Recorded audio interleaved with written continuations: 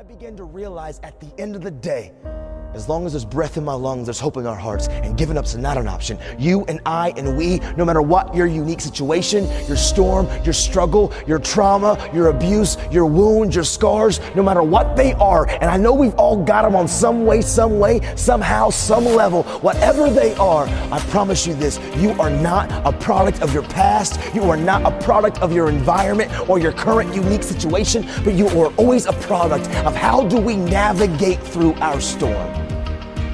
What we do is what we believe. And in that moment, instead of giving up, I literally wrote the words, change the world. Literally, I wrote these words, change the world, and I slapped them and I put them on the prison wall in my cell. And I began to realize something. First and foremost, the mask that I wore that was supposed to keep me safe, it was the very thing that held me hostage and paralyzed me. And I wore the mask and I tried to protect and I isolated and isolating and letting nobody in. It got me to a place of brokenness. And I decided in that moment, I was done wearing that stupid mask. I was done being afraid of showing people my scars, my hurts, my pains, my wounds. And yep, that's a fearful thing because I don't know what others are going to do with when I begin to talk and to communicate. But I realized what was going to happen if I continued to wear the mask, man. Nothing ever changes unless we change. The mask doesn't keep you safe, it holds you hostage, y'all. But you know what else I had to realize? I was allowing things that I couldn't control to control me.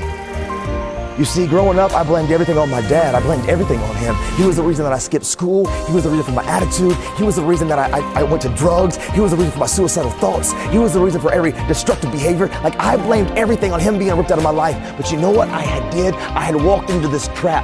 I was allowing things that I couldn't control. Those situations that you didn't sign up for, you didn't want to have to deal with. It knocked, it came in front of you, and I allowed that thing that I had no say over, I allowed that to control me for so long. I was allowing things that I couldn't control to control me. And I had to realize I had to take control of what I can only control. I can't control what you think, what you say, or how you treat me. I can't always control the situations, the struggles, the adversities, the abuses, the hurts, the pains that others have caused me, but I can always control how I react, how I respond, and what I do. I had to take control of me, control what you can control. And truthfully, the first thing that I had to do, which was the most difficult thing that I had to do, I had to realize the anger, the rage, the hurt, the frustration, the pain that I had towards my dad, I had to let it go. And I was scared to let it go because I had so much identity tied up in my wounds. But I had to learn I am more than my struggle. I am more than my wound. I have to let it go. Letting it go and forgiving him didn't justify it, didn't make it right for him. But if a family could forgive me for taking the life of their daughter, how could I continue to understand this, that the anger, the frustration, the madness, the pain that I had towards my dad, it was only poisoning me. And I had to let some things go. And that's a challenge. Because for so long, that pain, that wound, it really became like a safety net for me because it was my go-to. It was my reason for all of my struggles. And if I let it go, then I had to begin to face some of my other hurts and my pains. And that's intimidating and it's scary. But the truth is,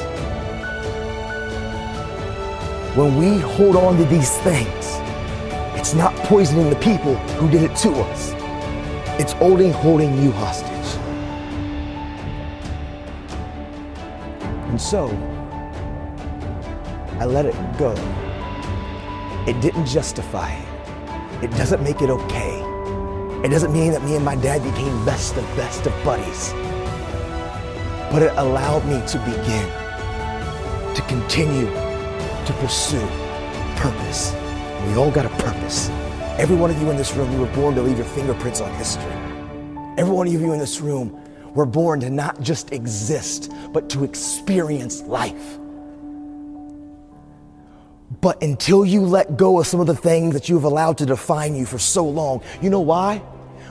Sometimes we can't change and we can't overcome the suicidal thoughts, the self-injuring mentality, our anger, our rage, our wounds, because all you have been doing for so long, you're consumed by it. All you do is focus on it. It's everything about you, and what you feed and what you focus on, what you feed grows and what you focus on magnifies. And I realized if I stopped being consumed about that, but found the courage to let it go and stop being self-absorbed, but begin to walk even while I was still wounded, begin to move towards my dream. And I realized what I give away, I get to keep. And I started looking to my friends, my peers, my community of other people with storms and struggles. And I began to recognize what gave me real worth, real passion. What helped me really overcome is this: giving.